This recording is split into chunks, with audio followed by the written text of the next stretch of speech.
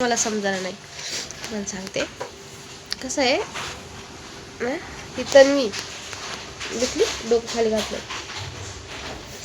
ही सारखी मला फिरून मारते. हे बघा आता पण तिने चापट मारली मला, आहे ना? मारली ना तुम्हाला चापट आता पण? का मारली मला चापट? का मारली चापट? मला चापट का मारती तू मला? तर ही पोरगी मला नुसती फिरून फिरून फिरून फिरून मारतीये. का मारती तिला विचारलं की मला का मारते बा तू, तर काही सांगत नाही. आणि मोबाईल असा फेकून देती. जर असं काय बोललं की मोबाईल फेकून देती, नाही तर मग काय खात असलं ते फेकून देती, नाही तर मग मला येऊन लात नाही तर बुक्की मारण. म्हणजे माझ्याच्यानी काय हिला कमी पडतंय मला काही समजत नाहीये. तिला मी खायला हाय देते, सगळ्या गोष्टी तिच्या वेळेवर असतात, तिला सगळं भेटतं, मग तरी पण अशी का वागत असेल ही पोरगी? तुमच्याकडे लहान मुलं कोणाकडे असतील व ताई त्यांचं असं होतंय किंवा काय, तुम्हाला जर कोणाला माहीत असेल तर मला सांगा. कारण की हे बघा, एक तर मला बरं नाही आहे, त्याच्यात मी आधीच परेशान आहे.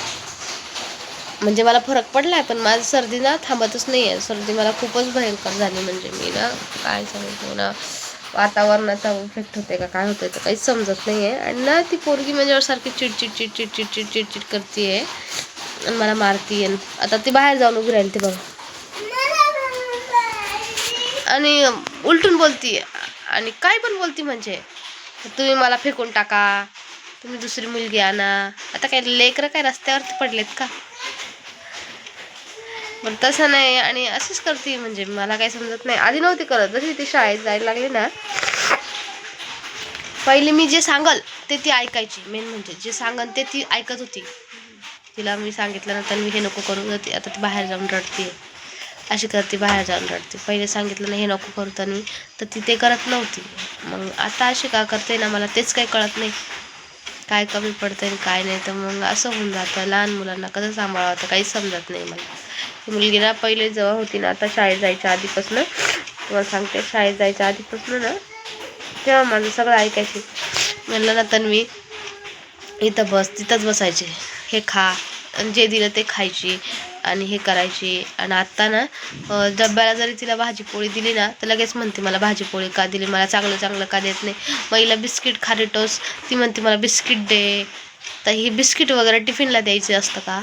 भाजी पोळी जेवढी चांगली तेवढी बिस्किट नाही होतं का? बिस्किट वगैरे दुसरं काय?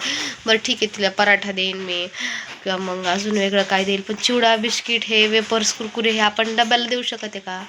बरं द्यायला का नाही, पण त्याने पोट नाही भरत. चांगलं राहतं का रोज रोज खायला, एखाद्या वेळेस खायला? ठीक आहे. तर ती मला म्हणते, आता मुलं आणतात म्हणे शाळेत, कोणी बिस्किट आणतं, कोणी चिवडा आणतं, कोणी काय आणतं, कोणी काय आणतं, चिप्स आणतं, पण मला असं वाटतं की भाजीपोळी बेस्ट. मी तिच्या पप्पाला जर सकाळी टिफिनला स्वयंपाक करते तोच मी तिला एक पोळी आणि भाजी देत असते. एक पोळी आणि भाजी असं देत असते.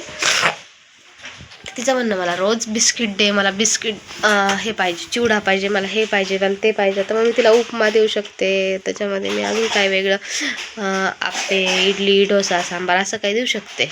पण मग बिस्किट वगैरे कसं देणार ना टिफिनमध्ये? तर ती मुलांचं पाहून येते आणि मला सांगते की मम्मी मला हे दे, असं दे, तसं दे. तर मला एवढंच सांगायचं आहे, ज्यांची कोणाची मुलं शाळेत असतात ना, तर मुलांना टिफिनमध्ये भाजीपोळी द्या.